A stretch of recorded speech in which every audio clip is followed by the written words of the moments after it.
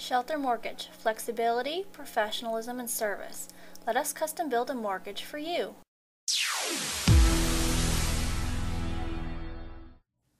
Hello, Prudential sales executives, for our video message of the week. All right, the exciting aspect about the internet is you can search and find incredible videos.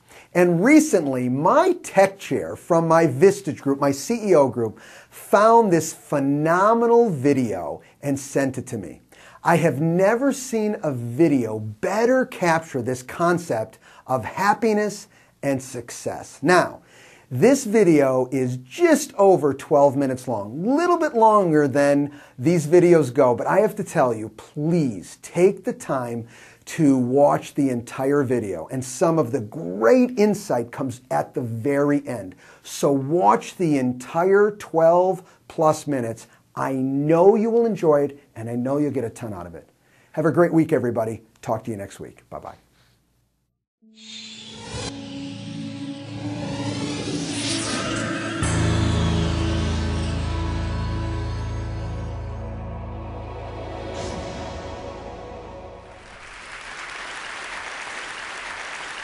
When I was 7 years old and my sister was just 5 years old, we were playing on top of a bunk bed.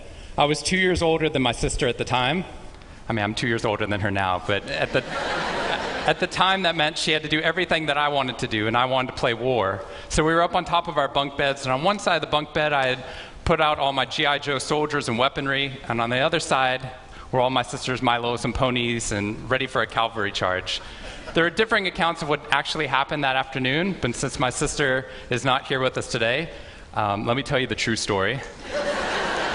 Which is, my sister is a little bit on the clumsy side, and somehow, without any help or push from her older brother at all, suddenly Amy disappeared off of the top of the bunk bed and landed with this crash on the floor. And I nervously peered over the side of the bed to see what had befallen my fallen sister, and saw that she had landed painfully on her hands and knees on all fours on the ground. I was nervous because my parents had charged me with making sure that my sister and I played as safely and as quietly as possible. And seeing as how I had accidentally broken Amy's arm just 1 week before,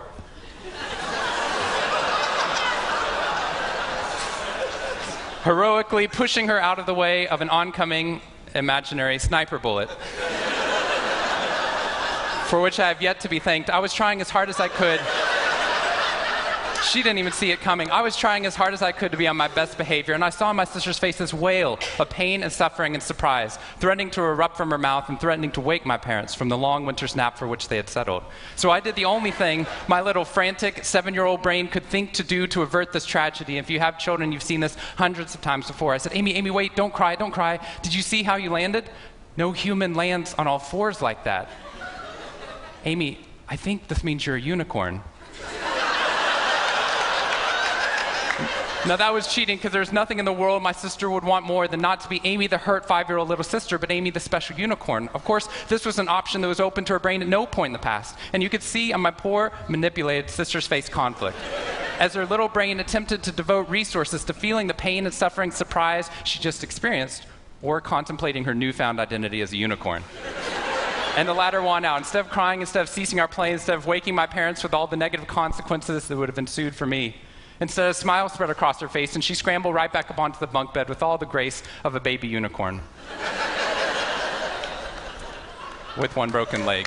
What we stumbled across at this tender age of just 5 and 7, we had no idea at the time, was something that was going to be at the vanguard of a scientific revolution occurring 2 decades later in the way that we look at the human brain. What we had stumbled across is something called positive psychology, which is the reason that I'm here today and the reason that I wake up every morning. When I first started talking about this research outside of academia, out with companies and schools, the very first thing they said to never do is to start your talk with a graph. The very first thing I wanted to do is start my talk with a graph. This graph looks boring, but this graph is the reason that I get excited and wake up every morning. And this graph doesn't even mean anything. It's fake data. What we found is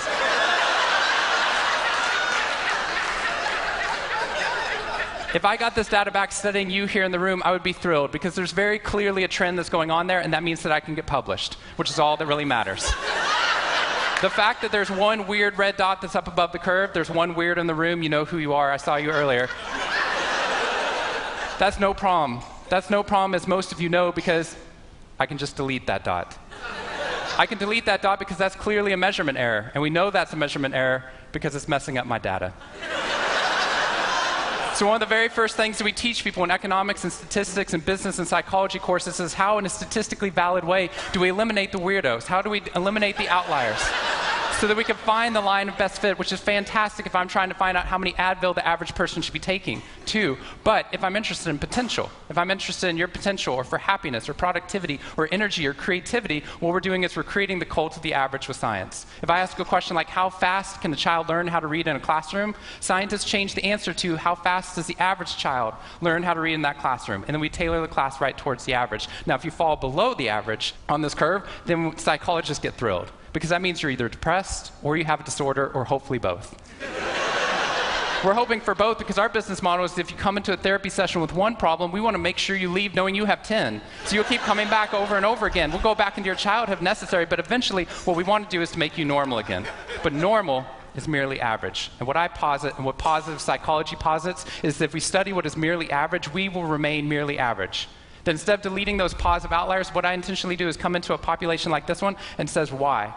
Why is it that some of you are so high above the curve in terms of your intellectual ability, athletic ability, musical ability, creativity, energy levels, your resiliency in the face of challenge, your sense of humor? Whatever it is, instead of deleting you, what I want to do is study you. Because maybe we can glean information, not just how to move people up to the average, but how we can move the entire average up at our companies and schools worldwide. The reason this graph is important to me is when I turn on the news, it seems like the majority of the information is not positive. In fact, it's negative. Most of it's about murder, corruption, diseases, natural disasters, and very quickly, my brain starts to think that's the accurate ratio of negative to positive in the world.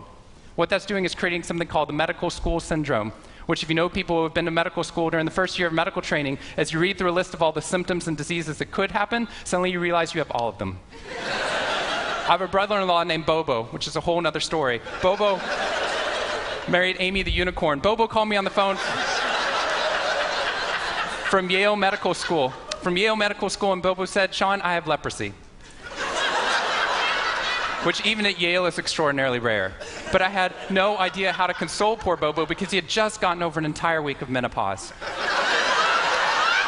See, what we're finding is it's not necessarily the reality that shapes us, but the lens through which your brain views the world that shapes your reality. And if we can change the lens, not only can we change your happiness, we can change every single educational and business outcome at the same time.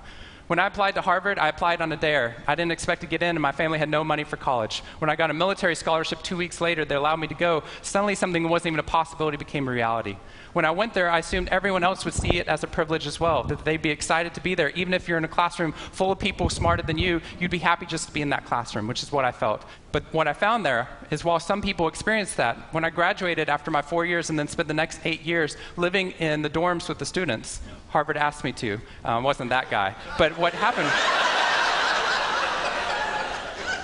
I was an officer of Harvard to counsel students through the difficult 4 years, and what I found in my research and my teaching is that these students, no matter how happy they were with their original success of getting into the school, 2 weeks later their brains were focused not on the privilege of being there, nor on their philosophy or their physics. Their brain was focused on the competition, the workload, the hassles, the stresses, the complaints. When I first went in there, I walked into the freshman dining hall, which is where my friends from Waco, Texas, which is where I grew up, I know some of you have heard of it.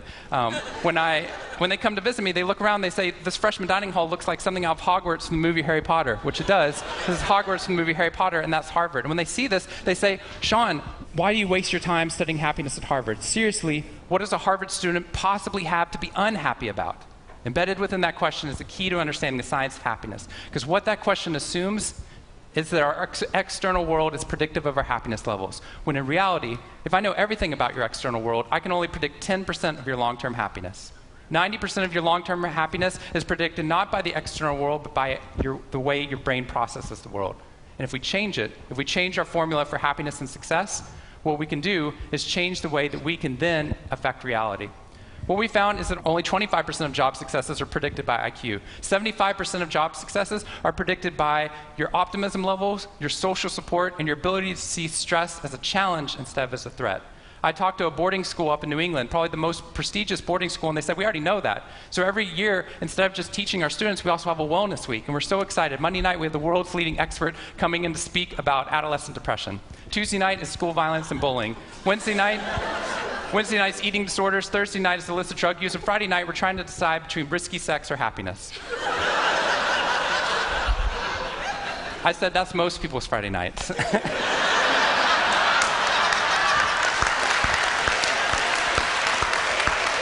Which I'm glad you liked, but they did not like that at all. Silence on the phone. And into the silence, I said, I'd be happy to speak at your school, but just so you know, that's not a wellness week, that's a sickness week. What you've done is you've outlined all the negative things that can happen, but not talked about the positive. The absence of disease is not health. Here's how we get to health. We need to reverse the formula for happiness and success.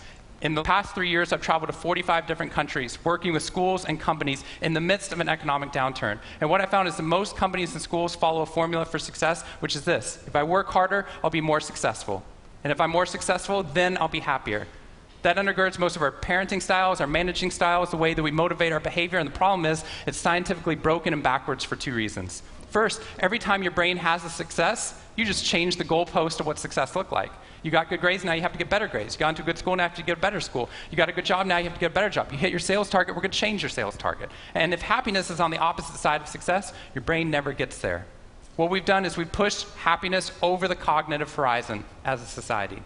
And that's because we think we have to be successful, then we'll be happier. But the real problem is our brains work in the opposite order. If you can raise somebody's level of positivity in the present, then their brain experiences what we now call a happiness advantage, which is your brain at positive performs significantly better than it does at negative, neutral, or stressed.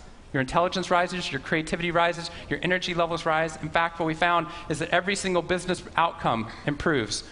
Your brain at positive is 31% more productive than your brain at negative, neutral, or stressed. You're 37% better at sales. Doctors are 19% faster, more accurate at coming up with the correct diagnosis when positive instead of negative, neutral, or stressed, which means we can reverse the formula. If we can find a way of becoming positive in the present, then our brains work even more successfully, as we're able to work harder, faster, and more intelligently.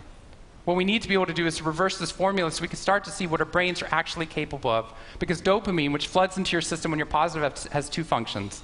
Not only does it make you happier, it turns on all of the learning centers in your brain, allowing you to adapt to the world in a different way. We've found that there are ways that you can train your brain to be able to become more positive. In just a 2-minute span of time, done for 21 days in a row, we can actually rewire your brain, allowing your brain to actually work more optimistically and more successfully. We've done these things in research now in every single company that I've worked with, getting them to write down 3 new things that they're grateful for 21 days in a row, 3 new things each day. And at the end of that, their brain starts to retain a pattern of scanning the world not for the negative, but for the positive first. Journaling about one positive experience you've had over the past 24 hours allows your brain to relive it. Exercise teaches your brain that your behavior matters. We find that meditation allows your brain to get over the cultural ADHD that we've been creating by trying to do multiple tasks at once, and allows our brains to focus on the task at hand. And finally, random acts of kindness or conscious acts of kindness. We get people, when they open up their inbox, to write one positive email praising or thanking somebody in their social support network. And by doing these activities and by training your brain, just like we train our bodies, what we found is we can reverse the formula for happiness and success, and in doing so, not only create ripples of positivity, but create a real revolution. Thank you very much.